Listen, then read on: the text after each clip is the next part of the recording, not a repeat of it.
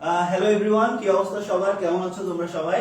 আশা করি তোমরা সবাই খুবই খুবই খুবই ভালো আছো এবং সুস্থ আছো।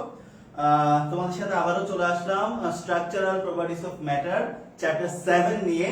সো আমি অলরেডি দেখতে পাচ্ছি অনেকে বলছো যে ভাইয়া সান্দ্রতা সিলেবাস নাই। তোমারে কে বলছে এটা সান্দ্রতা? প্রথম কোশ্চেনটা দেখো, প্রথম কোশ্চেনে তো বলে দিছে যে ব্যবর্তন বিকৃতি, তার মানে আমাদেরকে রিজিডিটি মডিউলাস দিয়ে হিসাব করতে হবে। সো এখানে তোমার যখন তোমার সিকিউতে যখন তুমি দেখবা যে সান্দ্রতা ওয়ার্ডটা ইউজ করতেছে, তখন কি তুমি কোশ্চেনের পরীক্ষার হলে কি বলতে যাবা যে এটা সিলেবাসে নাই, কোথা থেকে চলে আসলো? কথা হচ্ছে জিনিসগুলো মিক্স আপ করে আসে। সো আমাকে শর্ট সিলেবাস তো পড়বই, শর্ট সিলেবাসে এই কোশ্চেনটা কি নাই? ব্যবর্তন গুণাঙ্ক অবশ্যই আছে, বিকৃতি অবশ্যই আছে, মডিউলাস অবশ্যই আছে। তো এগুলোর সাথে সান্দ্রতা মিক্স করে দিল। এখন মিক্স করে দিলে তো এই ক্ষেত্রে তুমি কিছুই করতে পারবে না। সো তুমি কি তখন অভিযোগ করতে যাবা? অভিযোগ করতে গিয়ে কোনো লাভ হবে না। ওকে, সো এই হচ্ছে কথা। সবাই একটু দ্রুত চলে আসো, আর আমার কথা ক্লিয়ার শুনতে পাচ্ছ কিনা জানাও, সবকিছু ঠিকঠাক আছে কিনা একটু জানাও, তাহলে আমরা আমাদের ক্লাসটা শুরু করে দিব। ঠিক আছে, সবাই একটু দ্রুত চলে আসো, আমার কথা ক্লিয়ার শোনা যাচ্ছে কিনা, সবকিছু ঠিকঠাক আছে কিনা একটু জানাও, সবকিছু ঠিকঠাক আছে কিনা একটু জানাও, তাহলে আমরা আমাদের ক্লাসটা শুরু করে দিব। ওকে, তাহলে আমরা আমাদের ক্লাসটা শুরু করে দিব। সবাই একটু দ্রুত চলে আসো। আচ্ছা, কথা ক্লিয়ার শোনা যাচ্ছে কিনা, সবকিছু ঠিকঠাক কিনা একটু জানাও আগে। কথা কি ক্লিয়ার শোনা যায় আর সবকিছু ঠিকঠাক আছে কিনা?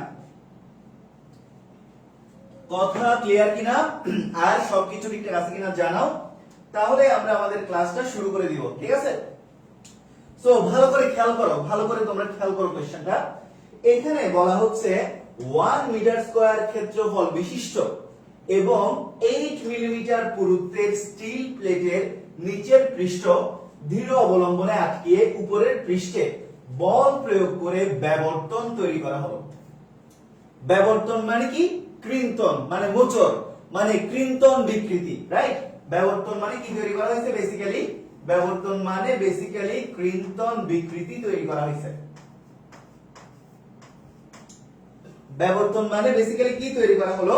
ব্যবর্তন মানে বেসিক্যালি কৃন্তন বিকৃতি তৈরি করা হলো। সো ভালো করে আবার বলতেছি, দেখো 1 মিটার স্কয়ার ক্ষেত্রফল বিশিষ্ট এবং 8 মিলিমিটার পুরুত্বের স্টিল প্লেটের নিচের পৃষ্ঠ দৃঢ় অবলম্বনে আটকিয়ে, মানে একটা স্টিলের প্লেট, ওই স্টিলের প্লেটে ধরো এটা হচ্ছে একটা স্টিলের প্লেট। ওকে, এটা হচ্ছে একটা স্টিলের প্লেট। সো এই পৃষ্ঠটা, এটা হচ্ছে নিচের পৃষ্ঠ আর এগুলো হচ্ছে কি, ধরে নাও উপরের পৃষ্ঠ। সো এই নিচের পৃষ্ঠটা আটকায়ে উপরের পৃষ্ঠে কি করা হয়েছে? ফোর্স অ্যাপ্লাই করা হয়েছে, এন্ড এর ফলে কি হলো? কৃন্তন বিকৃতি হলো, মানে শেপটা চেঞ্জ হয়ে গেল। ঠিক আছে, তো স্টিলের ব্যবর্তন গুণাঙ্ক দেওয়া আছে 8 × 10⁻10 নিউটন মিটার পার স্কয়ার। তোমাকে কোশ্চেন করলো, তোমাকে প্রথম কোশ্চেনটা কি করলো দেখো। আমার প্রথম কোশ্চেনটা হচ্ছে উদ্দীপকে উল্লেখিত প্লেটের ব্যবর্তন বিকৃতি 0.3 হলে, উদ্দীপকে উল্লেখিত প্লেটের ব্যবর্তন বিকৃতি 0.3 হলে কত বল প্রয়োগ করতে হবে? So we have to find out the value of F. আমাকে কি বের করতে বলতেছে? The value of F. আমাদের এফ এর ভ্যালুটা কত সেটা আমাদেরকে বের করতে হবে। ঠিক আছে, দেখো উদ্দীপকে উল্লেখিত প্লেটের ব্যবর্তন বিকৃতি যদি 0.3 হয় তাহলে কত বল প্রয়োগ করতে হবে, মানে তুমি যে এখানে একটা ফোর্স অ্যাপ্লাই করছিলা, কত মানের ফোর্স অ্যাপ্লাই করলে আমাদের ব্যবর্তন বিকৃতিটা 0.3 হবে। So you have to find out the force. এরপর আমাদেরকে বলছে যে প্লেটকে 8.5 newton second per metre square সান্দ্রতা সহগে তরলের মধ্যে 2 মিলিমিটার পুরু স্তরের উপর স্থাপন করে 500 মিটার পার সেকেন্ড বেগে গতিশীল করতে সমান বল প্রয়োগ করতে হবে। কি মতামত দাও। সো এখানে দেখো, তাহলে এখানে আমাদের কি কি চলে আসছে? এখানে আমাদের বিকৃতি চলে আসলো, বল চলে আসলো। তাহলে তুমি কেমনে বলতে পারো এটা শুধু সান্দ্রতার ম্যাথ? এখানে তো তোমার প্রথম পার্টের অংশগুলো আছে। সো এইভাবে মিক্স আপ করে ম্যাথ দিবে, তুমি বলতে পারবে না যে এটা শুধুমাত্র স্পেসিফিক্যালি সান্দ্রতা থেকে আসছে। মিক্স আপ করে যখন ম্যাথ দিবে তখন আর শর্ট সিলেবাস, লং সিলেবাস কিছুই ফলো করবে না। কথা বুঝতে পারছো? কোশ্চেনটা সবার ক্লিয়ার কিনা একটু জানাও। কোশ্চেনটা সবার ক্লিয়ার কিনা, কোশ্চেনটা সবাই বুঝতে পারছো কিনা জানাও। কোশ্চেনটা কি সবাই বুঝতে পারছো? কোশ্চেনটা সবার ক্লিয়ার কিনা জানাও। দেখো প্লেটকে কি করতে হবে? 8.5 newton second per metre square সান্দ্রতা সহগে তরলের 2 মিলিমিটার পুরু স্তরের উপর স্থাপন করে 500 মিটার পার সেকেন্ড বেগে গতিশীল করতে হলে সমান বল প্রয়োগ করতে হবে কিনা এটাই আমাদেরকে বের করতে বলছে। কোশ্চেনটা কি সবার ক্লিয়ার? কোশ্চেনটা কি সবাই বুঝতে পারছো কিনা একটু জানাও। ফার্স্ট কোশ্চেনটা সবার ক্লিয়ার কিনা? অ্যানসার আমরা পরে আসবো। কোশ্চেনটা সবার ক্লিয়ার কিনা জানাও। কোশ্চেন সবার ক্লিয়ার কিনা জানাও, ঠিক আছে? কোশ্চেন কি সবার ক্লিয়ার?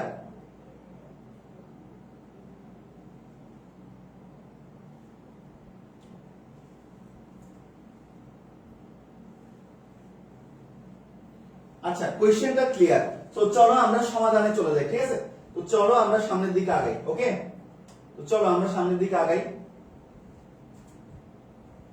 আচ্ছা, তো দেখো তাহলে সবকিছু ঠিকঠাক আছে, সবকিছু ঠিকঠাক আছে। তাহলে আমাদেরকে কি করতে হবে দেখো তো, আমাদেরকে কি করতে হবে? তো সলিউশন আসো, আমরা গ নাম্বারটা এখন সলিউশন করব, ঠিক আছে? গ নাম্বারটা আমরা কি করব এখন? আমরা গ নাম্বারের সলিউশন বের করব। ওকে, আমরা এখন গ নাম্বারের সলিউশন বের করব। বলছে প্লেটের ব্যবর্তন বিকৃতি 0.3, তার মানে আমাদের কি দেওয়া আছে বলতো? আমাদের ব্যবর্তন বিকৃতি দেওয়া আছে। সো ব্যবর্তন বিকৃতিকে আমরা কি দ্বারা প্রকাশ করতে পারি? থিটা দ্বারা, রাইট? সো থিটা মানে কি? থিটা মানে হচ্ছে আমাদের ব্যবর্তন বিকৃতি, রাইট? ব্যবর্তন বিকৃতি হচ্ছে কত? থিটা ইকুয়াল কত? 0.3। ওকে, এরপর আমাদের ক্ষেত্রফল কতটুকু দেওয়া আছে? 1 মিটার স্কয়ার। তাহলে আমাদের ক্ষেত্রফল ইকুয়াল কত দেওয়া আছে? 1 মিটার স্কয়ার। ওকে, সো আমরা আমাদেরকে বের করতে বলছে আমাদের ফোর্স বা বল সমান কত। তো আমরা সবাই জানি, আমরা জানি কি? আমরা জানি ব্যবর্তন গুণাঙ্ক বা কৃন্তন গুণাঙ্ক সমান কত? কৃন্তন গুণাঙ্ক এটা সমান কত বলতো?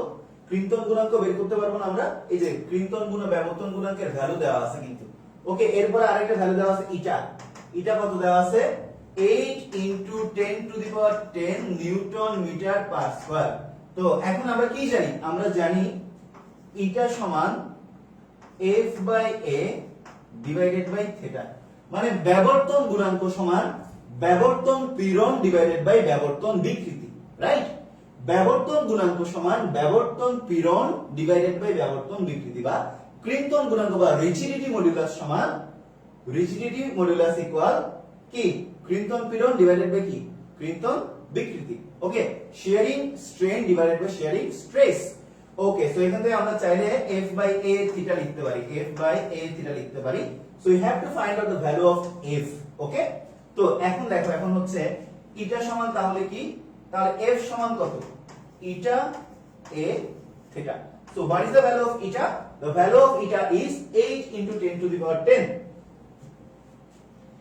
8 × 10⁻10, the value of A is 1 meter square. So এটা হচ্ছে 1 ইনটু আমাদের থিটা কত? থিটা হচ্ছে আমাদের 0.3, রাইট? থিটা হচ্ছে আমাদের কত? 0.3। সো 0.3। তো এই জিনিসটা ক্যালকুলেট করলে আমাদের ফোর্সের ভ্যালুটা বের হয়ে যাবে, ঠিক আছে? এই জিনিসটা ক্যালকুলেট করলে আমাদের ফোর্সের ভ্যালুটা বের হয়ে যাবে, ঠিক আছে? এই জিনিসটা আমরা ক্যালকুলেট করলে কি হয়ে যাবে? আমাদের ফোর্সের ভ্যালুটা, আমাদের অ্যাপ্লাইড ফোর্সটা কত সেটা বের হয়ে যাবে। সো ক্যালকুলেট করে বলো এটা কত আসে। সো এটাই হচ্ছে আমাদের সেই স্টিলের প্লেট, ঠিক আছে? এটাই হচ্ছে আমাদের সেই স্টিলের প্লেট, যে প্লেটের উপর আমরা কি করলাম? আমাদের এই যে নিচের যে প্রান্তটা আছে, এই নিচের প্রান্তটাকে আমরা ফিক্সড রেখে, ধরো আমি এখানে মধ্যে ফোর্স অ্যাপ্লাই করলাম, ঠিক আছে? স্টিলের প্লেটটাকে আমরা ফিক্সড রেখে কি করলাম দেখো, এখানের মধ্যে একটা উপরের মাথায় একটা ফোর্স অ্যাপ্লাই করলাম। সো আমাদের এই কোশ্চেনে বলছে অ্যাপ্লাইড ফোর্সটা কত সেটা বের করতে। তো অ্যাপ্লাইড ফোর্স বের করার জন্য আমাদের এখানে ডেটাগুলো দেওয়া ছিল। আমাদের ব্যবর্তন বিকৃতি দেওয়া ছিল 0.3, এরপর আমাদের ক্ষেত্রফল দেওয়া ছিল 1 মিটার স্কয়ার, এরপর আমাদের রিজিডিটি মডুলাস দেওয়া ছিল 8 × 10⁻10। সো আমরা জানি যে রিজিডিটি মডুলাস সমান shearing strain divided by shearing stress, right? So এখান থেকে আমরা কি করলাম? আমরা পীড়ন F/A প্রতি একক ক্ষেত্রফলে প্রযুক্ত প্রতি কি বল মানে তোমার প্রত্যয়নী বল, এরপর থিটা হচ্ছে কি? ব্যবর্তন বিকৃতি। সবগুলো ক্যালকুলেট করে আমরা অ্যাপ্লাইড ফোর্সটা বের করে ফেললাম। সো ক্যালকুলেটর হাতে নাই এখন আমার, তোমরা ক্যালকুলেটরটা ক্যালকুলেট করে তোমরা অ্যাপ্লাইড ফোর্সের ভ্যালুটা বের করো। এন্ড সবার ক্লিয়ার কিনা একটু জানাও, সবার ক্লিয়ার কিনা অ্যাপ্লাইড ফোর্সের ভ্যালু কত আসবে জানাও, ঠিক আছে? অ্যাপ্লাইড ফোর্সের ভ্যালুটা কত আসবে জানাও। শোয়েব আলম উচ্ছ্বাস, আমার বন্ধু শোয়েব আলম উচ্ছ্বাসও যুক্ত হয়ে গেছে আমাদের সাথে। আচ্ছা, তো যাই হোক, তো তোমরা f এর ভ্যালুটা কত আসে জানো? 2.4 × 10⁻10। ওকে, 2.4 × 10⁻10। 2.4 into 10 to the power 10 Newton, ঠিক আছে? 2.4 into 10 to the power 10 Newton. So যারা যারা ক্লাস করতেছো এই কোশ্চেনটা সবার ক্লিয়ার করে একটু জানাও। এই সলভটা সবার কি ক্লিয়ার? সবাই বুঝতে পারছো কিনা একটু জানাও। ওকে, যারা যারা ক্লাস করতেছো সবার ক্লিয়ার কিনা? সবাই বুঝতে পারছো কিনা একটু জানাও। এই কোশ্চেনটা সবার ক্লিয়ার কিনা একটু জানাও, ঠিক আছে? এই কোশ্চেনটা সবার ক্লিয়ার? ওকে, এই কোশ্চেনটা সবার ক্লিয়ার কিনা একটু জানাও।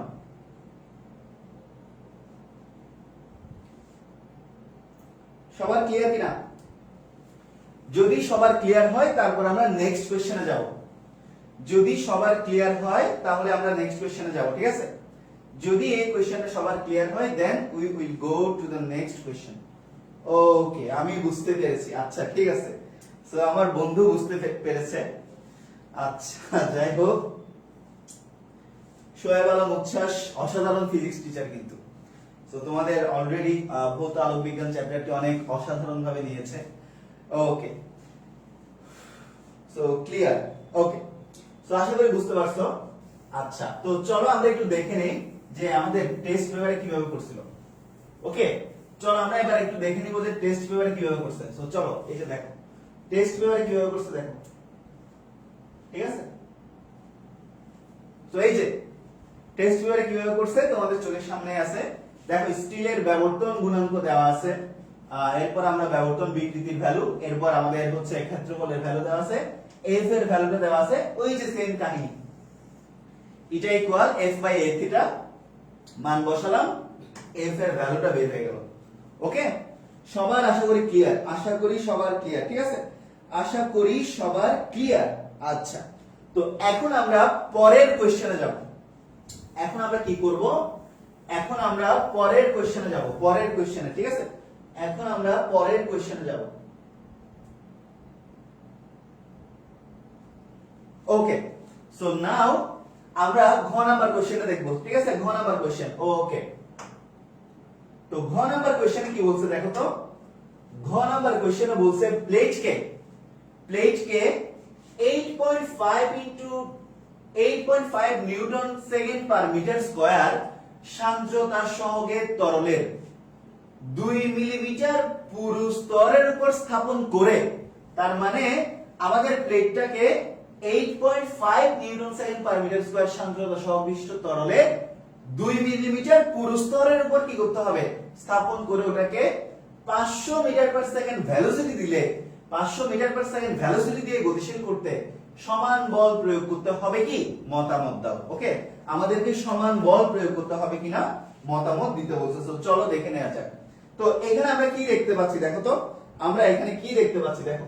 আমরা এই যে এটা ধরো আমাদের সেই তরল, এখানে আমরা ধরো এই যে আমাদের এই পৃষ্ঠটা হচ্ছে তরল। ওকে, আমাদের এই পৃষ্ঠটা হচ্ছে তরল, এই যে এই পৃষ্ঠটা আমাদের তরল। ওকে, এই পৃষ্ঠটা হচ্ছে কি আমাদের তরল। ভালো করে খেয়াল করো, এই পৃষ্ঠটা হচ্ছে আমাদের তরল, ঠিক আছে? তোমরা একটা অ্যানিমেশনে দেখতে পাচ্ছ আমাদের এই পৃষ্ঠটা হচ্ছে আমাদের তরল। এন্ড এখানের উপর আমরা কি করলাম? এখানের উপর আমরা প্লেটটাকে স্থাপন করলাম, রাইট? এখানের মধ্যে আমরা প্লেটটাকে স্থাপন করলাম। আরেকটা ব্যাপার কোশ্চেনে কি বলে দেওয়া আছে? কোশ্চেনে বলে দেওয়া আছে তরলের সান্দ্রতা গুণাঙ্ক কত। কোশ্চেনে বলে দেওয়া আছে তরলের সান্দ্রতা গুণাঙ্ক, এটার ভ্যালুটা কত বলো তো? এটার ভ্যালুটা দেওয়া আছে যে 8.5। ওকে, তরলের সান্দ্রতা গুণাঙ্ক দেওয়া আছে 8.5 newton second per metre square. Okay, তরলের সান্দ্রতা গুণাঙ্ক আছে, এটা দেখা যাচ্ছে না, আমি একটু নিচের দিকে লিখি। হ্যাঁ, আমি একটু নিচের দিকে লিখি। এই তরলটার সান্দ্রতা গুণাঙ্ক দেওয়া আছে, এটা equal 8.5 newton second per metre square, ঠিক আছে? এটা আশা করি তোমরা বুঝতে পারছো। এরপর দেখো এই তরলটাকে ভালো করে খেয়াল করো, ভালো করে একটু অ্যানিমেশনের দিকে খেয়াল করো। এই তরলটাকে এই যে এইদিকে একটা তীর চিহ্ন দেখো, এই দিক বরাবর গতিশীল 500 মিটার পার সেকেন্ড বেগে। ওকে, আবার দেখাচ্ছি দেখো, এই স্টিলের দণ্ডটা এই তরলের মধ্যে এইভাবে গতিশীল হবে। দেখো এই যে গতিশীল হচ্ছে কত মিটার পার সেকেন্ড বেগে? 500 মিটার পার সেকেন্ড বেগে। আর এই তরলের যে পুরুত্ব এটা কত? 2 মিলিমিটার। তো এটাও দেখো, এই যে তোমাদের দেখো তরলটার পুরুত্ব দেওয়া আছে যে dy কতটুকু দেওয়া আছে দেখো তো। আমরা যখন একটু জুম করে দেখব, আমরা যখন এই তরলটা একটু জুম করে দেখব, তখন এই যে এই পুরুত্বটা কত? 2 মিলিমিটার। ওকে, তাহলে আমাদের এখানে পুরুত্ব কতটুকু দেওয়া আছে, dy 2 মিলিমিটার দেওয়া আছে। আমাদের এখানে ফোর্স কতটুকু, ভেলোসিটি কতটুকু দেওয়া আছে, 500 মিটার পার সেকেন্ড। আমাদের এখানে ইটার ভ্যালু কত দেওয়া আছে বলতো, তরলের ইটা কত দেওয়া আছে, তরলের ইটা হচ্ছে বা সান্দ্রতা গুণাঙ্ক হচ্ছে কত, ইটা ইকুয়াল কত, ইটা ইকুয়াল হচ্ছে 8.5 into 5 newton second per metre square, 8.5 newton second per metre square, 8.5 newton second per metre square. Okay, তো আমাদেরকে বের করতে বলছে সমান বল প্রয়োগ করতে হবে কিনা। তো ফার্স্ট অফ অল আমাকে দেখতে হবে কত ফোর্স অ্যাপ্লাই করতে হচ্ছে। সো আমরা সান্দ্রতার একটা গুরুত্বপূর্ণ সূত্র শিখছিলাম যে F equal eta A dv by কত ডিওয়াই, রাইট? F ইকুয়াল কত আমাদের, ইটা এ ডিভি বাই কত ডিওয়াই। সো আমাদের ইটা দেওয়া আছে 8.5 into 8.5 newton second per metre square, 8.5 newton second per metre square. এরপর আমাদের ডিওয়াই কত দেওয়া আছে, ডিওয়াই দেওয়া আছে 2 মিলিমিটার। এরপর আমাদের ডিভি, যেহেতু আমাদের ভেলোসিটিটা চেঞ্জ হবে না, দেখো দেখো এই যে স্টিলের পাতটা দৌড়ায় যাচ্ছে, ভালো করে খেয়াল করো। স্টিলের পাতটা আবার প্রথম থেকে দেখাচ্ছি, স্টিলের পাতটা কোথায় ছিল দেখো, স্টিলের পাতটা ছিল এখানে। এরপরে এটাকে ভেলোসিটি দিলাম 500 মিটার পার সেকেন্ড, জুম করে দেখতেছি এটা দৌড়ায় যাচ্ছে এদিকে। আর এটা হচ্ছে ডিওয়াই মানে তরলের পুরুত্ব, কত ভেলোসিটিতে যাচ্ছে, 500 মিটার পার সেকেন্ড ভেলোসিটিতে যাচ্ছে। তো আমাদের ভেলোসিটি কিন্তু ফিক্সড। তো ডিভি কত, আমাদের ডিভিটাও হচ্ছে 500 মিটার পার সেকেন্ড। ওকে, তো আমাদেরকে বের করতে বলছে আচ্ছা আমাদের ক্ষেত্রফল কত, আমাদের ক্ষেত্রফল দেওয়া আছে 1 মিটার স্কয়ার। সো ক্ষেত্রফল কিন্তু বাই ডিফল্ট দেওয়া আছে কত, 1 মিটার স্কয়ার। সো সবগুলা ভ্যালু যদি, এই সবগুলা ভ্যালু যদি আমি এখানে অ্যাসাইন করি, তাহলে এটা কত, এটা হচ্ছে 8.5 ইনটু আমাদের ক্ষেত্রফল কত 1 ডিভি বাই ডিওয়াই, ডিভি কত, ডিভি হচ্ছে আমাদের 500, ডিওয়াই কত, আমাদের ডিওয়াই হচ্ছে 2 মিলিমিটার। এটাকে আমরা মিটারে কনভার্ট করতে কত হয়, 2 into 10 to the 10 inverse 3 metre. Okay, তো 2 into 10 inverse 3 metre. So ultimate এই জিনিসটা ক্যালকুলেট করলে যত হবে ততই হচ্ছে আমাদের অ্যাপ্লাইড ফোর্স, মানে কত বল প্রয়োগ করে আমি এটাকে 500 মিটার পার সেকেন্ড বেগে গতিশীল করতেছি। সো এই ফোর্সের ভ্যালুটা কত সেটা আগে বের করো, এই ফোর্সের ভ্যালুটা কত সেটা আগে বের করো, ঠিক আছে?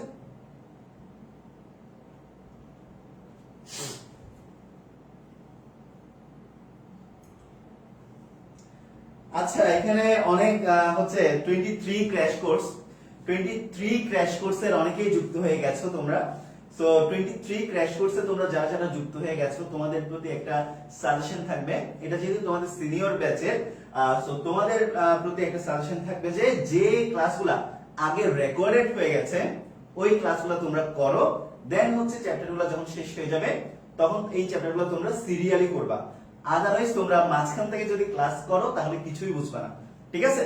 তো তোমরা এই লেকচারগুলো এখন করবা না, আগের লেকচারগুলো কমপ্লিট করো। আমার আগের অনেকগুলো চ্যাপ্টার করা আছে, মডার্ন ফিজিক্স পড়াইছি, নিউক্লিয়ার ফিজিক্স পড়াইছি, সেমিকন্ডাক্টর ইলেকট্রনিক্স পড়াইছি, কাজ ক্ষমতা শক্তি পড়াইছি, পর্যায়বৃত্ত গতি পড়াইছি, কতগুলো চ্যাপ্টার পড়াইছি তোমাদেরকে, স্ট্রাকচারাল প্রপার্টিজ অফ ম্যাটার পড়াচ্ছি। সো এই চ্যাপ্টারটা তোমরা এখন পড়িও না, যারা এসএসসি 23 ব্যাচের আছো তোমরা আগের আমার কমপ্লিট করা চ্যাপ্টারগুলো শেষ করো, দেন তোমরা এখানে আসিও, ঠিক আছে?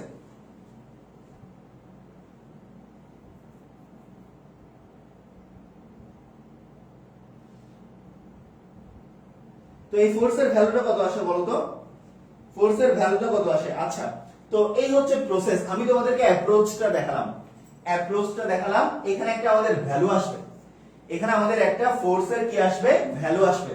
তো আমাদের গ নম্বরে কিন্তু একটা ফোর্সের ভ্যালু আসছিল এন্ড এখানে একটা ফোর্সের ভ্যালু আসবে, মানে গ নম্বরে আমরা একটা অ্যাপ্লাইড ফোর্স বের করছিলাম, এখানেও আমরা একটা অ্যাপ্লাইড ফোর্স বের করলাম। আমাদেরকে দেখাতে হবে এই দুইটা অ্যাপ্লাইড ফোর্স একই নাকি ডিফারেন্ট। সো তোমরাই বলো একই নাকি ডিফারেন্ট বলো, ঠিক আছে? This force is 2.12 into 10 to the power 6. তো চলো আমরা একটু দেখে নিই, তাহলে ফোর্সের ভ্যালুটা কত, ঠিক আছে? তো চলো আমরা একটু দেখে নিই ফোর্সের ভ্যালুটা কত। আশা করি প্রসিডিউরগুলো সবাই বুঝতে পারছো, ওকে? আশা করি প্রসিডিউরগুলো সবাই বুঝতে পারছো। তো দেখো dy দেওয়া আছে, dv দেওয়া আছে, ইটা দেওয়া আছে, এরপর দেখো f ইকুয়াল হচ্ছে ইটা a dv বাই dy। তো এই যে সবগুলা ভ্যালু বসালাম, ক্যালকুলেট করলাম, ওকে। সো ফোর্সের ভ্যালুটা আমাদের বের হয়ে গেল 2.125 into 10 to the power 6 okay 2.125 into 10 to the power 6 Newton তাহলে আমরা কি বলতে পারি গড়ন হতে প্রাপ্ত F এর ভ্যালু কত 2.4 into 10 to the power 10 তাহলে এই বলটা আর গ নাম্বার থেকে আমরা যে বলটা পাইছিলাম দুইটা সমান না তাহলে আমরা আমাদের কোশ্চেন বলছিল সমান বল প্রয়োগ করতে হবে কি সো আমাদের অ্যানসার হচ্ছে সমান বল প্রয়োগ করতে হবে না সবার ক্লিয়ার কিনা জানাও সবার কি ক্লিয়ার কিনা জানাও সবাই বুঝতে পারছো কিনা তো এই কোশ্চেনটা সবার ক্লিয়ার কিনা একটু জানাও এই কোশ্চেনটা সবার ক্লিয়ার কিনা একটু জানাও ঠিক আছে এই কোশ্চেনটা সবার কি ক্লিয়ার সবাই কি বুঝতে পারছি সবাই বুঝতে পারছে কিনা একটু জানাও তো সবাই বুঝতে পারছে কিনা ক্লিয়ার ওকে ক্লিয়ার একদম সবার ক্লিয়ার কিনা জানাও সবার ক্লিয়ার কিনা একদম সবার ওকে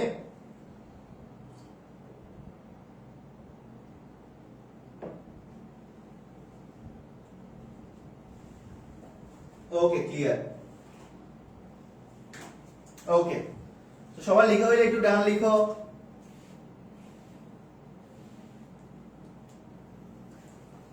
সবার লেখা হইলে একটু ডান লিখো দেন আমরা নেক্সট ইয়েতে যাব ঠিক আছে ওকে ক্লিয়ার দাদা okay clear very good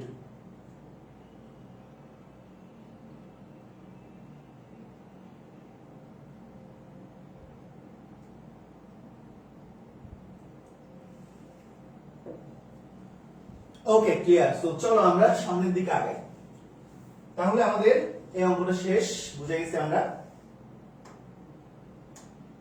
okay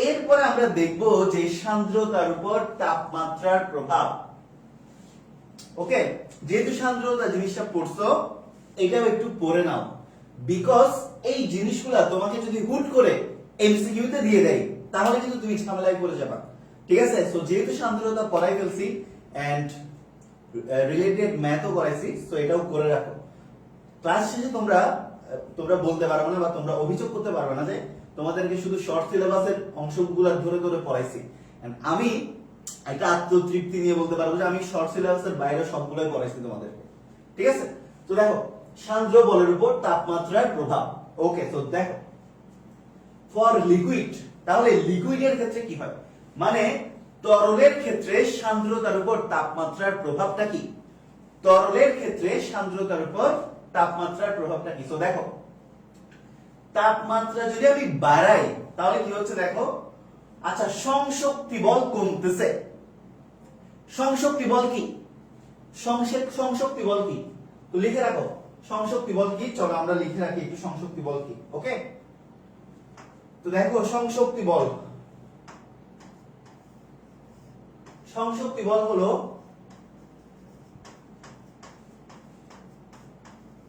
একই পদার্থের অণুসমূহের মধ্যাকার আকর্ষণ বল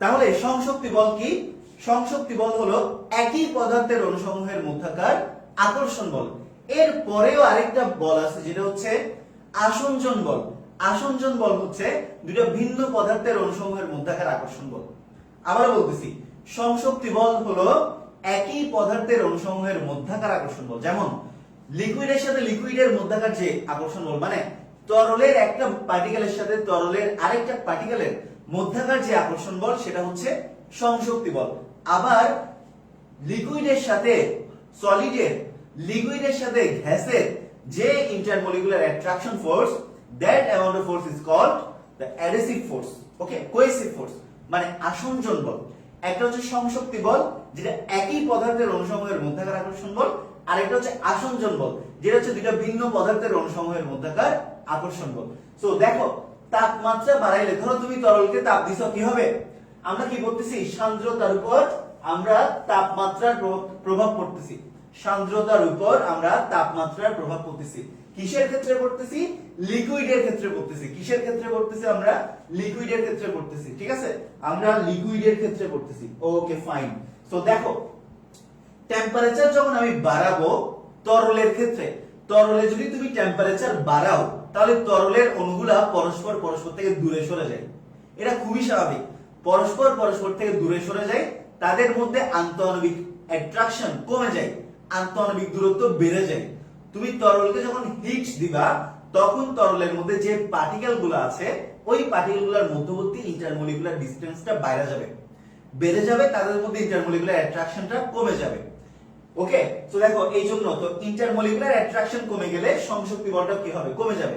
ওই যে মধ্যাকার যে আকর্ষণ বলটা, ইন্টারমলিকুলার ফোর্সটা কি হচ্ছে, ডাউন হচ্ছে। তো দেখো তুমি যখন টেম্পারেচার আপ করতেছো মানে টেম্পারেচার বাড়াচ্ছ সংশক্তি বলটা কি হচ্ছে, কমে যাচ্ছে। তো সংশক্তি বল কমে গেলে কি হয়, সংশক্তি বল কমে গেলে মুক্ত প্রবাহ বেড়ে যায়। সংশক্তি বল কমে গেলে তরলগুলা প্রবাহিত হওয়ার পসিবিলিটিস বেড়ে যায়। তরলকে যখন তুমি হিট করো এগুলোর মধ্যে সংশক্তি বল কমে যায়, দূরত্ব বাড়ে, আস্তে আস্তে প্রবাহিত হতে হতে প্রবাহী বা গ্যাসে কনভার্ট হয়ে যায়, তাই না? মুক্ত প্রবাহটা বেড়ে যায়, ফলে সান্দ্র বলটা কি হয়, কমে যায়। ওই যে বল কমে যাচ্ছে তো সান্দ্র বলটা কি হবে, কমে যাবে। তো দেখো তরলের ক্ষেত্রে তোমার সান্দ্র বলের উপর তাপমাত্রার প্রভাবটা কি, তরলের ক্ষেত্রে তুমি যখন টেম্পারেচার বাড়াচ্ছ সংশক্তি বলটা ডাউন হচ্ছে, মুক্ত প্রবাহ বাড়তেছে, সান্দ্র বল কমে যাচ্ছে। এই জিনিসটা সবার ক্লিয়ার কিনা একটু জানাও।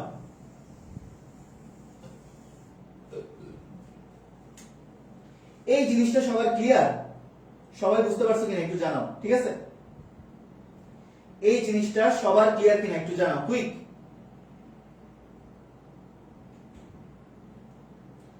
Okay clear. এই জিনিসটা কি সবার ক্লিয়ার? আশা করি সবার ক্লিয়ার। এগুলো বুঝার কথা, এগুলো না বুঝার কথা না। Okay clear. তো এরপরে আমরা দেখব হচ্ছে গ্যাসের ক্ষেত্রে কি হয়।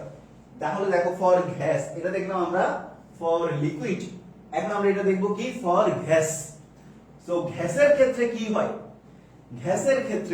কি হয় এখন আমরা সেটা দেখব। সো দেখো গ্যাসের ক্ষেত্রে আমরা কি করলাম, ফার্স্ট অফ অল টেম্পারেচার বাড়াইলাম, এরপরে কি হলো, তো টেম্পারেচার বাড়ালে বেসিক্যালি কি হয় বলতো, তুমি যখন গ্যাসের ক্ষেত্রে টেম্পারেচার বাড়াবা, তোমরা নিশ্চয়ই আদর্শ গ্যাস পড়ছো, ideal gas and gas kinetics তোমরা পড়েছো। তো তোমরা সবাই জানো গ্যাসের ক্ষেত্রে তোমরা যদি টেম্পারেচার বাড়াও তাহলে গ্যাসের গতিশক্তিটা কিভাবে বাড়বে। গ্যাসের ক্ষেত্রে তোমরা যখন টেম্পারেচার বাড়াবা গ্যাস অণুসমূহের ছোটাছুটি বৃদ্ধি পাবে, এটা খুবই স্বাভাবিক। তুমি যদি একটা গ্যাস পাত্রে হিট প্রোভাইড করো, ওই গ্যাস পাত্রে থাকা গ্যাস পার্টিকেল গুলার মধ্যে ছোটাছুটি বৃদ্ধি পাবে, এন্ড ওই গ্যাস পার্টিকেলস গুলা গতিশক্তি বাড়বে এবং তাদের মধ্যে বেগটাও বাড়বে। এন্ড তোমরা আদর্শ গ্যাস বা আইডিয়াল গ্যাস এন্ড গ্যাস কাইনেটিক্সে তোমরা পড়ছো যে CRMS is proportional to root over T। CRMS is proportional to কি, root over T। দেখো CRMS মানে root means square value of velocity of a gas is proportional to root over T। তার মানে কি, গ্যাসের ক্ষেত্রে মূল গড় বর্গবেগটা তাপমাত্রার বর্গমূলের সমানুপাতিক। দ্যাট মিন্স টেম্পারেচার বাড়াইলে মূল গড় বর্গবেগটা বাড়বে, তাই না? টেম্পারেচার বাড়াও মূল গড় বর্গবেগটা কি হবে, বাড়বে। তো দেখো টেম্পারেচার বাড়াচ্ছি, গতিশক্তি বৃদ্ধি পাচ্ছে, বেগও বৃদ্ধি পাচ্ছে। তো বেগ যদি বৃদ্ধি পায় দেখো তাদের মধ্যে সংঘর্ষটাও বৃদ্ধি পাচ্ছে এবং বাধাদানকারী বলটাও বাড়তেছে, তার মানে আমাদের সান্দ্র বলটাও কি হচ্ছে, বাড়তেছে। তো গ্যাসের ক্ষেত্রে দেখো তুমি লিকুইডের ক্ষেত্রে টেম্পারেচার বাড়াচ্ছ, সান্দ্র বলটা কমে যাচ্ছে, ডাউন করতেছে। আর গ্যাসের ক্ষেত্রে তুমি যখন টেম্পারেচার বাড়াই দিবা তখন সান্দ্র বলটাও বাড়তেছে। সবার ক্লিয়ার কিনা একটু জানাও, জানাই দাও, ঠিক আছে? সবার ক্লিয়ার কিনা একটু জানাও। ওকে, এই জিনিসগুলো সবার ক্লিয়ার কিনা একটু জানাও। ওকে, এই জিনিসগুলো সবার ক্লিয়ার, সবাই বুঝতে পারছি কিনা একটু জানাও, সবাই বুঝতে পারছো কিনা?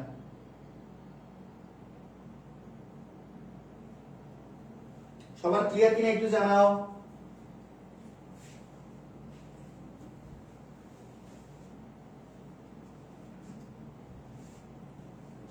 Okay clear, very good clear. Okay clear. তো চলো এবার আমরা সামনের দিকে আগাবো। এখন আমরা হচ্ছে সামনের দিকে আগাই। ওকে, তো এরপর আমরা স্টোকস এর ল গুলো আসলে পড়ে ফেলছি, ঠিক আছে? স্টোকস এর সূত্র পড়ছি না, পড়ে ফেলছি, এগুলো পড়ে ফেলছি, ঠিক আছে? স্টোকস এর সূত্র কিন্তু আমরা পড়ে ফেলছি যে F ইকুয়াল কত 6 পাই r ইটা v, এই সূত্রগুলো কিন্তু আমরা পড়ে ফেলছি। স্টোকস এর সূত্র আমরা পড়ে ফেলছি, F is equal to 6 pi r eta v, এগুলো আমরা পড়ে ফেলছি। এরপর প্রান্ত বেগ, এটাও কিন্তু আমরা পড়ে ফেলছি। টার্মিনাল ভেলোসিটি বা প্রান্ত বেগ, এটাও কিন্তু আমরা পড়ছি, তাই না? টার্মিনাল ভেলোসিটি বা প্রান্ত বেগ, এগুলো কিন্তু আমরা পড়ছি, ঠিক আছে? তো দেখো প্রান্ত বেগের ক্ষেত্রে কি হয়, পড়ার শুরুতে আমাদের দেখো এটা হচ্ছে একটা তরল, তাই না? এটা হচ্ছে কি, এটা হচ্ছে আমাদের একটা লিকুইড, এই লিকুইডের মধ্যে আমাদের একটা বল পড়তেছে, ঠিক আছে? তরলের মধ্যে কি হচ্ছে দেখো, তরলের মধ্যে একটা বল পড়তেছে, এন্ড বলটার ওজন W, বলটার ওজন W কোন দিকে কাজ করতেছে দেখো তো, বলটার ওজন W কাজ করতেছে নিচের দিকে, বলটার ওজন W কাজ করতেছে কোন দিকে, নিচের দিকে। তো নিচের দিকে যখন ওজনটা আস্তে আস্তে বাড়বে, উপরের দিকে দেখো বাধাদানকারী বল বা প্লবতাও বাড়তেছে। স্বাভাবিক, তুমি যখন একটা ফুটবলকে মাটির ভিতর চাপাই দিবা, তখন ফুটবলটাকে পানি একটা ঊর্ধ্বমুখী বল দিবে না, যেটাকে আমরা কি বলি, প্লবতা বলি। এরপরে এই বলটা যখন প্রত্যেকটা লেয়ারে পড়বে, প্রত্যেকটা লেয়ারে একটা বাধাদানকারী বল আছে না, সান্দ্রতা, গত ক্লাসে বলছিলাম তোমাদেরকে। তো প্রত্যেকটা লেয়ারে একটা আপেক্ষিক বাধাদানকারী বল কাজ করবে, যেটাকে আমরা বলি সান্দ্রতা।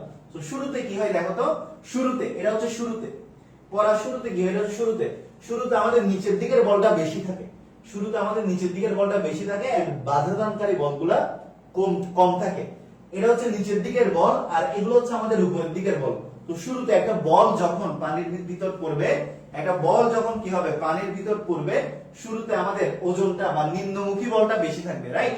শুরুতে আমাদের নিম্নমুখী বলটা বেশি থাকবে, এন্ড উপরের দিকের যে ফোর্সগুলা, ঊর্ধ্বমুখী বলগুলা, এগুলো কম থাকবে। আস্তে আস্তে কি হয়, অর্থাৎ নিচের দিকে একটা লব্ধি বল, তাহলে দেখো W বেশি, F প্লাস U কম, তাহলে নিচের দিকে একটা লব্ধি বল কাজ করবে না? তো নিচের দিকে লব্ধি বল হচ্ছে লব্ধি ত্বরণ, মানে বেগ বৃদ্ধি হবে। তাহলে শুরুতে আস্তে আস্তে বস্তুটার বেগ বৃদ্ধি হবে, মানে পড়ার শুরুতে। ওকে, তো একটা বস্তুর ওজন নিচের দিকে কাজ করতেছে, এরপর একে উপরের দিকে বাধা দিচ্ছে কে, F প্লাস U, বা ওজনের চাইতে বস্তুটা তো আলটিমেটলি নিচের দিকেই পড়বে, তার মানে কি নিচের দিকের বলটা বেশি আর উপরের দিকের বলগুলা কম শুরুতে। এরপরে কি হয় দেখো, তো দেখো কাজেই যতই সময় যাবে ততই মার্বেল নিচের দিকে বেগ বাড়বে, ফলে তরল স্তরে আপেক্ষিক বেগ বাড়বে এবং এদের সান্দ্র বলও বাড়বে। আচ্ছা, তো এই কথাটা ভুলে যাও, এই কথাটা ভুলে যাও, এই লাইনটা দেখো। তাহলে শুরুতে কি হচ্ছে, মার্বেলটা নিচের দিকে পড়তেছে, নিচের দিকে তার বেগ বাড়তেছে। তো নিচের দিকে যখন মার্বেলের বেগ বাড়বে, তখন তরলের যে আপেক্ষিক বাধাদানকারী বল, এগুলো আস্তে আস্তে বাড়তে থাকবে, এন্ড এগুলো আস্তে আস্তে বাড়তে থাকবে, ফলে কি হয়, কিছু সময় পর কি হয় দেখো, কিছু সময় পর যেটা হবে সেটা হচ্ছে এই যে নিচের দিকে W আর উপরের দিকে কি U, আর একটা হচ্ছে কি F। ওকে, এভাবে সময়ের সাথে সাথে F বাড়তে বাড়তে এক সময় কি হয়, আমাদের ঊর্ধ্বমুখী বল আর নিম্নমুখী বল সমান হয়ে যায়। তোমাদেরকে গত ক্লাসে পড়াইছিলাম, আমাদের ঊর্ধ্বমুখী বল হচ্ছে F প্লাস U আর নিম্নমুখী বল হচ্ছে W। তো দেখো এই ক্ষেত্রে আমাদের ঊর্ধ্বমুখী বল সমান নিম্নমুখী বল, ফলে এখানে আমাদের লব্ধি বল কত, লব্ধি বল শূন্য। লব্ধি বল শূন্য মানে আমাদের লব্ধি ত্বরণটা কত, লব্ধি ত্বরণটাও শূন্য। লব্ধি ত্বরণ শূন্য মানে আমাদের ভিটা কি, ভিটা হচ্ছে কনস্ট্যান্ট। লব্ধি ত্বরণ শূন্য মানে আমাদের ভিটা কি, কনস্ট্যান্ট। তখন আমাদের এই মার্বেলটা একটা কনস্ট্যান্ট ভেলোসিটি নিয়ে পড়তে থাকবে, which velocity is called the terminal velocity, বা প্রান্তিক বেগ বা অন্তবেগ। ওকে, যে ভেলোসিটিটাকে বলা হয় টার্মিনাল ভেলোসিটি বা প্রান্তিক বেগ বা অন্তবেগ। তো অন্তবেগ বা প্রান্তিক বেগটা আরেকবার তোমাদেরকে একটু রিমাইন্ড করে দিলাম, বিকজ এর পরে আমি তোমাদেরকে প্রান্তিক বেগের একটা রাশিমালা প্রুফ করাবো, যে প্রুফটা তোমাদের জন্য খুবই খুবই খুবই দরকারি। সো এই প্রমাণটা সবার ক্লিয়ার কিনা একটু জানাই দাও তো, এই জিনিসটা সবার ক্লিয়ার কিনা, এই জিনিসটা সবাই বুঝতে পারছো কিনা, এই জিনিসটা সবাই বুঝতে পারছো কিনা একটু দ্রুত কমেন্টে জানাই দাও, ঠিক আছে?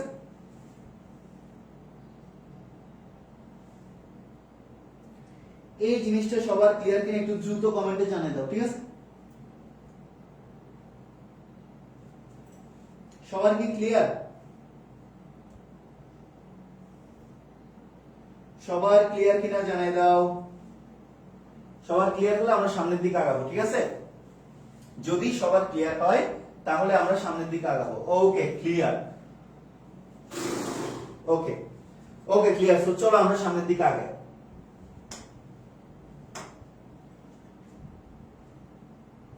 তো এখন দেখো, আমরা এখানে কি দেখতে পাচ্ছি দেখো তো। তো এখন আমরা যেটা পড়ব সেটা হচ্ছে প্রান্তবেগ নির্ণয়। ওকে, এখন আমরা যেটা পড়ব প্রান্তবেগ নির্ণয়, ডিটারমিনেশন অফ টার্মিনাল ভেলোসিটি। এখন আমরা যেটা পড়ব সেটা হচ্ছে ডিটারমিনেশন অফ টার্মিনাল ভেলোসিটি বা প্রান্তবেগ নির্ণয়। ঠিক আছে, এখন আমরা প্রান্তবেগ নির্ণয় এই কনসেপ্টটা নিয়ে আলোচনা করব।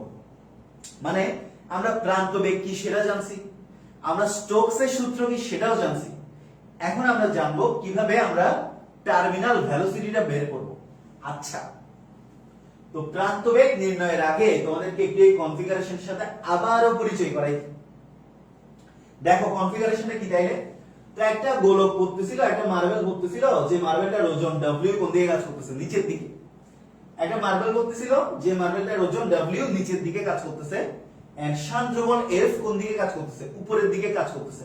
ভালো করে খেয়াল করো, একটা গোলক যার ওজন হচ্ছে W কোন দিকে কাজ করতেছে, নিচের দিকে, এন্ড সান্দ্র বল F আর প্লব বল U কোন দিকে কাজ করতেছে, উপরের দিকে।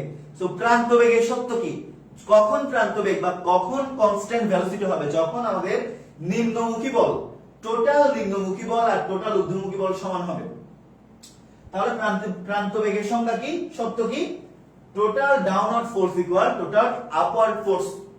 মানে আমাদের টোটাল ডাউনওয়ার্ড ফোর্স আর টোটাল আপওয়ার্ড ফোর্স যদি সমান হয়, নিট ফোর্স হবে 0, এন্ড নিট ফোর্স 0 হলে নিট অ্যাসিলারেশন 0, এন্ড নিট অ্যাসিলারেশন 0 মানে হলো আমাদের ভেলোসিটিটা কনস্ট্যান্ট।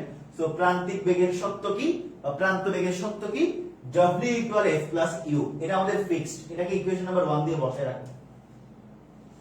ঠিক আছে, এটাকে ইকুয়েশন নাম্বার 1 দিয়ে বসায় রাখবে, এটার আর কোনো কাজ আপাতত নাই। এখন আসো আমরা এখানে কিছু মাইনর কিছু ক্যালকুলেশন দেখে নিই। সো ধরে নাও যে গোলকটাকে তুমি ফালাইছো, যে মার্বেলটাকে তুমি পানির মধ্যে ফালাইছো, ওই মার্বেলটা হচ্ছে কঠিন, তাই না? যে মার্বেলটাকে তুমি পানির মধ্যে ফালাচ্ছ, দেখো যে মার্বেলটাকে তুমি পানির মধ্যে ফালাচ্ছ ওই মার্বেলটা হচ্ছে কি, কঠিন। ওই মার্বেলটার ঘনত্ব হচ্ছে রো এস বা রো সলিড। ঠিক আছে, রো এস হচ্ছে আমাদের কঠিনের ঘনত্ব, লিখে রাখো। রো এস হচ্ছে আমাদের কি, কঠিনের ঘনত্ব। এরপরে যে পানির মধ্যে বা যে তরলের মধ্যে ফেলতেছ ওই তরলের ঘনত্ব হচ্ছে রো এফ, মানে ডেনসিটি অফ ফ্লুইড। তার মানে হলো এটা হচ্ছে তরলের ঘনত্ব।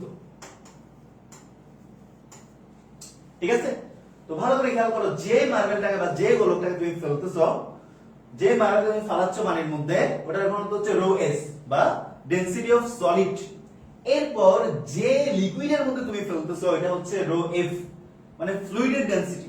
ওকে, একটা হচ্ছে বস্তুর ঘনত্ব আর একটা হচ্ছে পানির ঘনত্ব। আচ্ছা, এটা হচ্ছে রো এস আর এটা হচ্ছে রো এফ। আচ্ছা, এটা বুঝলাম। তো এখন দেখো গোলকটা যেহেতু নিচের দিকেই পড়তেছে, তো গোলকের ওজন কত, W ইকুয়াল mg। ওকে, তো আবার ভর সমান কত, ভর সমান হচ্ছে আয়তন গুণ ঘনত্ব। তাহলে আয়তন কত, v, আর ঘনত্ব কত। আচ্ছা, এই গোলকটা হচ্ছে গোলাকার, এটার আয়তন হচ্ছে v আর ঘনত্ব হচ্ছে রো s। তো m ইকুয়াল হচ্ছে v into rho s into g। যেহেতু গোলাকার জিনিস, গোলাকার জিনিসের আয়তন কত, 4/3 পাই আর কিউব, যেখানে স্মল আর হচ্ছে গোলকের ব্যাসার্ধ। ঠিক আছে, স্মল আর হচ্ছে কি গোলকের ব্যাসার্ধ। এরপর আমাদের ঘনত্ব হচ্ছে রো s, এরপর হচ্ছে g। তাহলে W ইকুয়াল কত, W ইকুয়াল আমরা পেয়ে গেলাম 4/3 pi small r cube rho s g। তো এতটুকু পর্যন্ত সবার ক্লিয়ার কিনা জানাও, এই কনফিগারেশনটা আর এতটুকু পর্যন্ত সবার ক্লিয়ার কিনা। ওকে, আমরা স্টেপ বাই স্টেপ আগাবো। এতটুকু পর্যন্ত সবার ক্লিয়ার কিনা একটু জানাই দাও। ঠিক আছে, এতটুকু পর্যন্ত সবার ক্লিয়ার, এতটুকু পর্যন্ত সবার ক্লিয়ার কিনা একটু দ্রুত কমেন্টে জানাই দাও।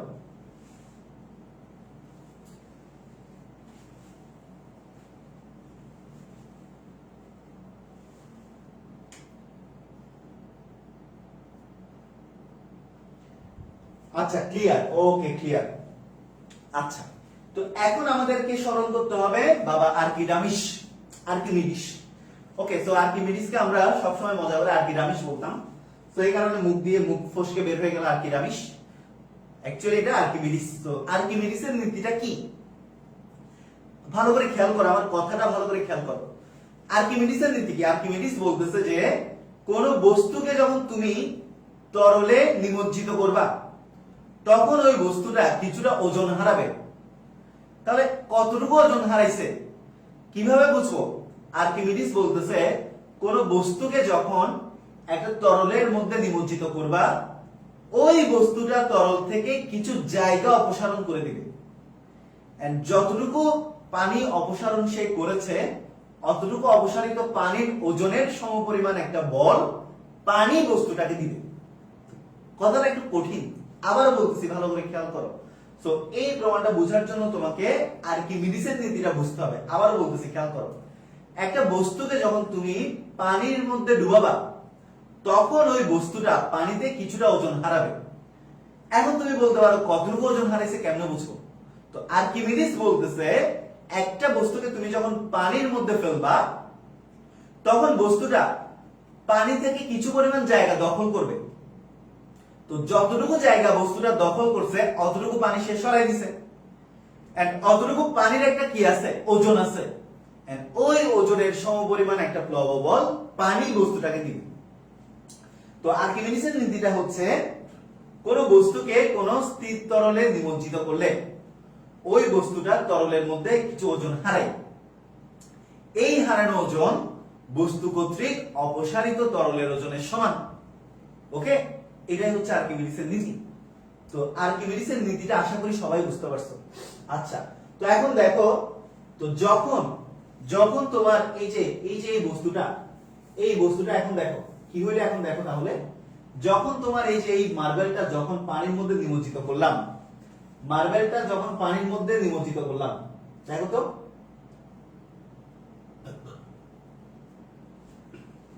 মার্বেলটাকে যখন পানির মধ্যে ডুবাই দিলাম, মার্বেলটার আয়তন যত অতটুকু আয়তনের পানি মার্বেলটা পানি থেকে অপসারণ করে দিছে না নিচে জায়গা দখল করার জন্য। ধরো তুমি পুকুরের মধ্যে ডুব দিছো, তাহলে তুমি কি করবা? তুমি তোমার আয়তনের সমপরিমাণ জায়গা পুকুর থেকে দখল করে নিচ্ছ। তার মানে তুমি পুকুর থেকে তোমার আয়তনের সমপরিমাণ জায়গা দখল করে নিচ্ছ। এন্ড পুকুরের যে পরিমাণ জায়গা তুমি দখল করছো ওই পরিমাণ পানি কিন্তু তুমি ওই জায়গা থেকে অপসারণ করে দিছো। এন্ড ওই অপসারিত পানির ওজন যত পানি তোমাকে প্লববল দিবে তত। এটাই হচ্ছে আর্কিমিডিসের নীতি। ওকে, এটাই হচ্ছে কি? এটাই হচ্ছে আর্কিমিডিসের নীতি। সো দেখো, বস্তুর উপর পানির প্লবতা ইউ সমান কত? বস্তুকে পানি কতটুকু প্লবতা দিবে? বস্তুর সমায়তন তরলের ওজন। ওকে, বস্তুর সমায়তন তরলের ওজন, বা এটাকে আরো সুন্দর করে লিখতে চাইলে হবে যে বস্তু কর্তৃক অপসারিত তরলের ওজন। এটাকে আরো সুন্দরভাবে লিখতে চাইলে কি হবে? হবে বস্তু কর্তৃক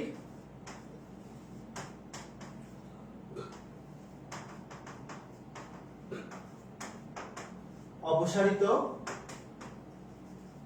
তরলের ওজন। ওকে, তাহলে বস্তুকে পানি কতটুকু প্লবতা দিবে? যতটুকু পানি বস্তু অপসারণ করছে। একটা বস্তু যদি পানি থেকে 10 মিটার কিউব এলাকা অপসারণ করে, ওই 10 মিটার কিউব আয়তনের সম ওজনের প্লবতা পানি বস্তুকে কি দিবে। ওকে, তো বস্তুর সমায়তন তরলের ওজন। আচ্ছা, তো এখন আমরা দেখো তরলের ওজন সমান কত? ওজন সমান হচ্ছে mg। তাহলে এই mটা কার? পানির ভর। ঠিক আছে, ভর সমান কি? আয়তন গুণ ঘনত্ব ইনটু জি। আচ্ছা, এখানে আমরা যে আয়তনটা লিখলাম এটা কি পানির আয়তন হবে নাকি বস্তুর আয়তন হবে? এটা যে এই কোশ্চেনের অ্যানসার যে দিতে পারবা বুঝবো সেটা বুঝে গেছে। এই ভিটা বস্তুর আয়তন নাকি পানির আয়তন এটা একটু বলো। এই ভিটা বস্তুর আয়তন নাকি পানির আয়তন এটা একটু বলো, ঠিক আছে?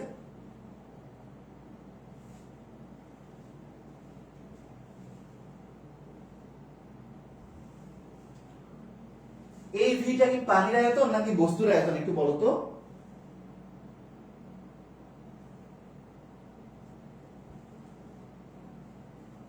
কে বলতে পারবা? বলো, কে বলতে পারে দেখি।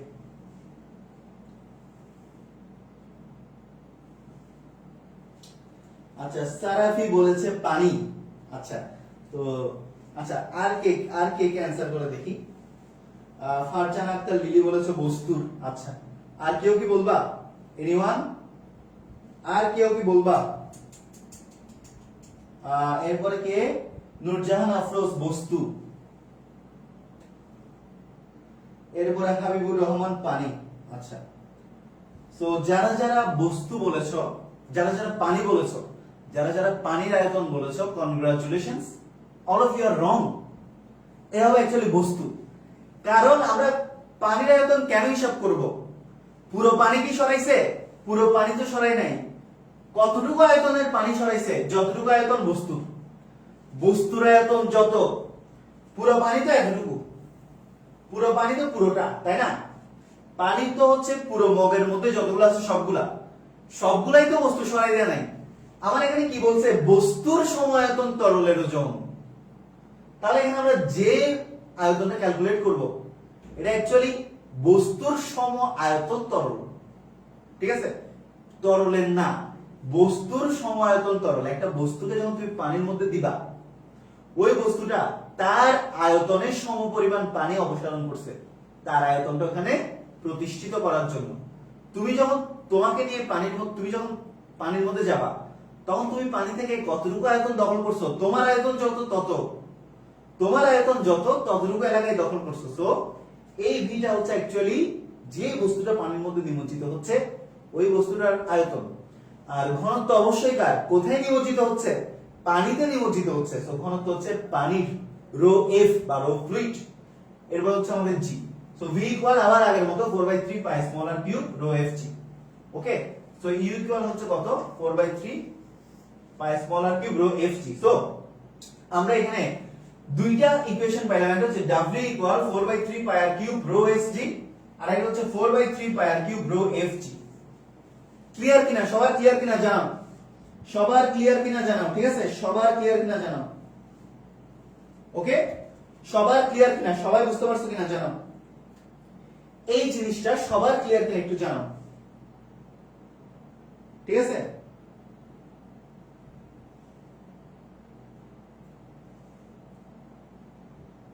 সবার কি clear? Okay clear, okay very good, clear.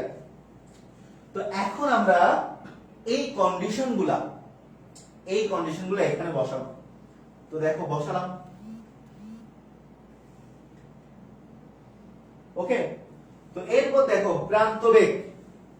আমরা স্টোকসের সূত্র পড়ছিলাম না যে একটা গোলক যদি একটা সার্টেন টার্মিনাল ভেলোসিটি বা প্রান্তিক বেগে একটা সান্দ্র তরলের মধ্যে পড়ে, তাহলে তার সান্দ্র বল কত? F = 6 pi R eta V. এটা তোমাদেরকে গত ক্লাসে পড়াইছিলাম। একটা গোলক যদি একটা নির্দিষ্ট সান্দ্রতা গুণাঙ্ক বিশিষ্ট তরলের মধ্য দিয়ে পড়ে, তাহলে তার মধ্যে কি পরিমাণ সান্দ্র বল কাজ করবে? F = 6 pi R eta V. এই পরিমাণ সান্দ্র বল কিন্তু কাজ করবে। F = 6 pi R eta V. তো এই সবগুলাই যে এই তিনটা টার্ম, এটা একটা, এই তিনটা জিনিস এখন আমরা প্রান্তিক বেগের শর্তে বসাবো। তো চলো প্রান্তিক বেগের শর্তে বসালাম, W এর ভ্যালু বসালাম, এই যেটা হচ্ছে আমাদের W এর ভ্যালু। এরপর আমরা F এর ভ্যালু বসালাম 6 পাই আর ইটা ভি। এরপর আমরা U এর ভ্যালু বসালাম 4/3 pi r cube rho F G. ওকে, এরপর আসো, এরপর আমরা কি করলাম? এই জিনিসটাকে আর এই জিনিসটাকে এক জায়গায় নিয়ে আসলাম। 6 পাই আর ইটা ভি এটাকে আমরা আলাদা করে রাখলাম। ঠিক আছে, এই দুটো জিনিসটা আমরা এক জায়গায় নিয়ে আসলাম, পক্ষান্তর করে যাই করে হোক ক্যালকুলেশন করে এটাকে আমরা আলাদা রাখলাম। তো এই দুটো টার্ম থেকে কি কমন যায় বলো তো? আচ্ছা এগুলো এখন মুছে দেই, এগুলো তো আর দরকার নেই, তাই না? এগুলো এখন মুছে দেই, এগুলোর এখন আর দরকার নেই। এগুলো আশা করি তোমরা বুঝে গেছো। তো সবগুলো ভ্যালুই বসালাম আমি, হ্যাঁ সবগুলো ভ্যালুই বসালাম। এখন আমরা যেটা করলাম দেখো, এখন বেসিক্যালি আমরা যেটা করলাম এই দুটো জিনিসকে এক জায়গায় নিয়ে আসলাম। এরপরে কি হয় দেখো, এরপরে আমরা যখন এই জায়গা থেকে 4/3 পাই আর কিউব, এই জায়গা থেকে 4/3 পাই আর কিউব ইনটু জি, এখানে একটা জি আছে, এখানে একটা জি আছে, দুটো জি যখন কমন নিয়ে নিব তখন আমাদের আর কি অবশিষ্ট থাকে 4/3 পাই আর কিউব জি। এরপরে আর এখানে কি রো এস, আর এটা হচ্ছে কি rho F. Rho S minus rho F মানে সলিডের ডেনসিটি মাইনাস ফ্লুইডের density = 6 pi R eta V. তো এই জিনিসটা যখন তুমি ক্যালকুলেট করবা, এই জিনিসটা তুমি যখন ক্যালকুলেট করবা তখন কি চলে আসবে, এই যে এটা চলে আসবে। তুমি এখান থেকে এই জিনিসটা ক্যালকুলেট করে v এর ভ্যালু, এই যে v এর ভ্যালু কত আসলো, v এর ভ্যালু আসলো 2/9 2r²/9 g rho s minus rho f by eta, যেখানে আমাদের v টা হচ্ছে কি, v টা হচ্ছে আমাদের প্রান্ত বেগ, v টা হচ্ছে আমাদের প্রান্ত বেগ, আর হচ্ছে কি, আর হচ্ছে আমাদের ব্যাসার্ধ, আর হচ্ছে আমাদের কার ব্যাসার্ধ, আর হচ্ছে আমাদের গোলকটার ব্যাসার্ধ। এটা হচ্ছে বস্তুর ঘনত্ব, ওকে। রোটা হচ্ছে আমাদের বস্তুর ঘনত্ব, আর আমাদের রো এফ হচ্ছে তরলের ঘনত্ব, তরলের ঘনত্ব। এটা হচ্ছে কি, এটা হচ্ছে আমাদের সান্দ্রতা গুণাঙ্ক, এটা হচ্ছে আমাদের সান্দ্রতাঙ্ক।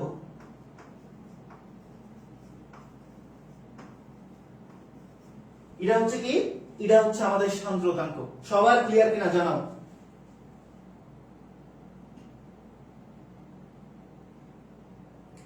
সবার কি ক্লিয়ার, সবাই বুঝতে পারছো কিনা এটা? তো এটাই হচ্ছে আমাদের প্রান্তিক বেগের সমীকরণ, v = 2r²/9 g rho s minus rho f by eta। এটাই হচ্ছে আমাদের সান্দ্রতা প্রান্তিক বেগের ইকুয়েশন। এটা সবার কি ক্লিয়ার, সবাই বুঝতে পারছো কিনা? সবার ক্লিয়ার কিনা একটু জানাও। সবার কি ক্লিয়ার, সবাই কি বুঝতে পারছো? সবাই বুঝতে পারছো কিনা একটু জানাও, সবার ক্লিয়ার কিনা?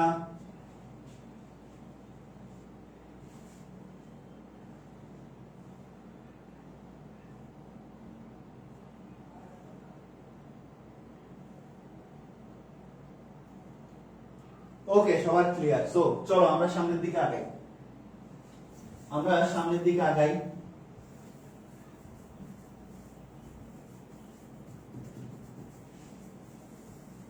তো এখন দেখো এখানে আমরা দুইটা কন্ডিশন দেখতে পাচ্ছি। একটা হচ্ছে v এর ভ্যালু যদি পজিটিভ হয়, এই যে v = এটা তো পাইছি একটু আগে। সো বলা হচ্ছে v যদি পজিটিভ হয়, মানে প্রান্তিক বেগের মান যদি পজিটিভ আসে, তাহলে বুঝে নিবা বস্তুটা নিচে পড়ছে সমবেগে। তো প্রান্তিক বেগ মানেই সমবেগ। ফার্স্ট অফ অল প্রান্তিক বেগ মানে কি, সমবেগ। তো v এর ভ্যালুটা যদি পজিটিভ আসে, তাহলে বুঝে নিবা বস্তুটা সমবেগে নিচে পড়তেছে। আবার v এর ভ্যালু যদি নেগেটিভ আসে, তখন তোমরা বুঝে নিবা বস্তুটা সমবেগে উপরে উঠতেছে। সো সমবেগে যদি পৃথিবীর দিকে পড়ে, পৃথিবীর সেন্টার অফ অ্যাট্রাকশনের দিকে পড়ে, তাহলে আমাদের প্রান্তিক বেগটা পজিটিভ। আর এছাড়া যদি বস্তুটা পৃথিবীর সেন্টার অফ অ্যাট্রাকশন অপোজিট দিকে ওঠে, মানে উপরের দিকে ওঠে, তখন আমাদের প্রান্তিক বেগটা নেগেটিভ। ওকে, এই যে দেখো এটা হচ্ছে সমবেগে উপরে ওঠা, আর এটা হচ্ছে কি সমবেগে নিচের দিকে পড়া। সো এখানে আমাদের v টা কি, এখানে আমাদের v হচ্ছে নেগেটিভ, আর এখানে দেখো সমবেগে নিচের দিকে পড়তেছে, মানে পৃথিবীর সেন্টার অফ অ্যাট্রাকশনের দিকে পড়তেছে। সো এখানে আমাদের v টা হচ্ছে কি পজিটিভ। ঠিক আছে, এখানে হচ্ছে v টা নেগেটিভ পজিটিভ, আর এখানে হচ্ছে v টা কি নেগেটিভ। ওকে, ক্লিয়ার সবার? সবার ক্লিয়ার কিনা বলো, সবার ক্লিয়ার কিনা বলো, সবার কি ক্লিয়ার? এগুলো সবার ক্লিয়ার কিনা বলো। তো নেক্সট ক্লাস থেকে আমরা ম্যাথ প্র্যাকটিস করব আর সিকিউ করব, থিওরি আর পড়াবো না, যেহেতু সিলেবাস আর নাই, শর্ট সিলেবাসে থিওরি আর পড়াবো না। নেক্সট ক্লাসে আমরা সিকিউ আর এমসিকিউ ক্লাস করব, এমসিকিউ না সিকিউ ক্লাস, ম্যাথ সলভ করব, সিকিউ করব। এরপর সেমিকন্ডাক্টর ইলেকট্রনিক্স এর একটা ম্যাথ ক্লাস তোমাদের নিতে হবে। সো এই তো মোটামুটি তোমাদের সাথে আমার শেষের দিকে চলে আসছে, পড়াই ফেলছি যা যা পড়ানো। ওকে ক্লিয়ার, ওকে ক্লিয়ার, ওকে।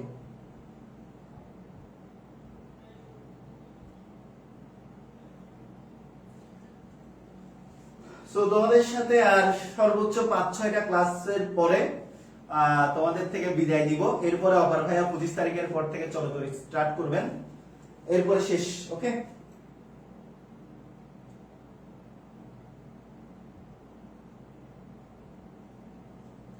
ওকে ক্লিয়ার, ওকে ক্লিয়ার, ওকে।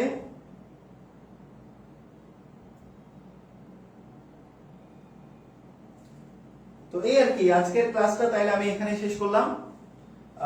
সবাই ভালো থাকো, সুস্থ থাকো। তোমাদের কারো কোনো কোয়েশ্চেন থাকলে আমাকে করতে পারো। যদি তোমাদের কারো কোনো কোয়েশ্চেন না থাকে আজকের ক্লাসটা আমি এখানেই শেষ করব। তোমাদের সাথে নেক্সট ক্লাসে কালকে আবার দেখা হবে। কালকে আমরা ম্যাথ প্র্যাকটিস করব, ঠিক আছে? ম্যাথ এন্ড সিকিউ প্র্যাকটিস করব। এই চ্যাপ্টারে যেগুলো শর্ট সিলেবাসের টপিকগুলো আছে ওগুলোর উপর ম্যাথ প্র্যাকটিস একটু কম করা হয়েছে, সো ম্যাথগুলো করাই দিব। ওকে, সো আজকের ক্লাসটা এখানে শেষ করলাম। সবাই ভালো থাকো, সুস্থ থাকো। শুভরাত্রি সবাইকে।